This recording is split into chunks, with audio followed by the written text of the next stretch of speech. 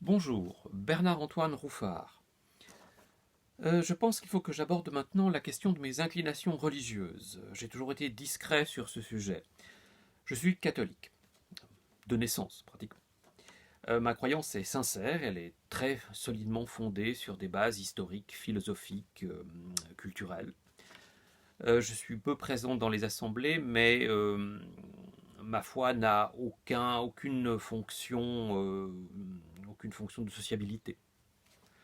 Mes connaissances en matière religieuse sont très étendues. Elles portent sur les religions antiques, les religions anciennes de l'Inde, sur le bouddhisme, l'islam, le taoïsme, etc. Si je suis discret sur cet aspect de ma personnalité, elle s'observe en fait assez facilement. Ma maison d'édition a publié l'ouvrage de M. Klaas Ammann consacré aux sources scripturaires du pouvoir et de la violence en islam. C'est un sujet délicat qu'un éditeur peu familier de ce genre de questions n'aurait pas osé aborder. Il y a aussi toujours chez Aeristé l'ouvrage de M. Jean Corminboeuf consacré au mystique mais aussi mathématicien et ingénieur suisse Pierre Cérézol, dont j'ai écrit le commentaire historique introductif, la préface si l'on veut, qui est consacré à la notion de sainteté depuis l'Antiquité jusqu'au premier christianisme et à l'évolution de la conscription militaire, c'est-à-dire l'impôt du sang demandé par l'État, puisque justement l'ouvrage de M. Jean Corminboeuf porte sur ces questions. Pierre Cérézol, de notable qu'il était, de notable suisse, est devenu pacifiste au pire du déchaînement militariste et nationaliste de la guerre de 14-18, c'est-à-dire pendant les grandes batailles de Verdun et de la Somme.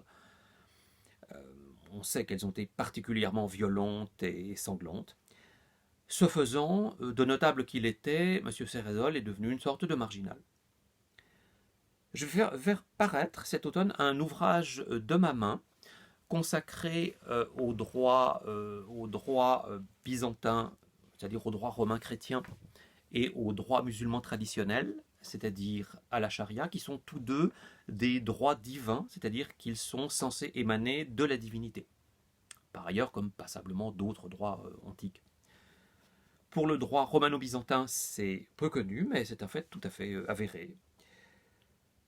J'ai aussi le projet d'écrire une défense du christianisme, en mettant en avant de nombreux faits sociaux et historiques qui sont à l'avantage de cette école de pensée. Il faut juger de chaque cas avec équité, et ça commence par un exposé des faits. L'équité étant donc une des qualités premières qu'on a toujours demandé à un politique depuis les temps antiques.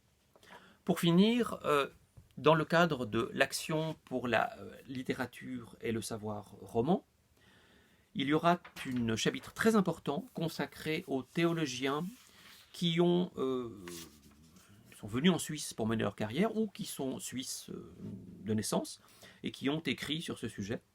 On peut citer de très très nombreux noms. Par exemple, évidemment, Jean Calvin et Théodore de Bèze, mais il y a aussi Sébastien Véraud, Georges Goba, Firmin Abauzit, Marie Hubert, Alexandre Vinet et des dizaines d'autres, puisqu'on a énormément écrit sur ces sujets en Suisse au XVIIe et XVIIIe siècle. Voilà, ça clôt cette présentation. Je vous remercie.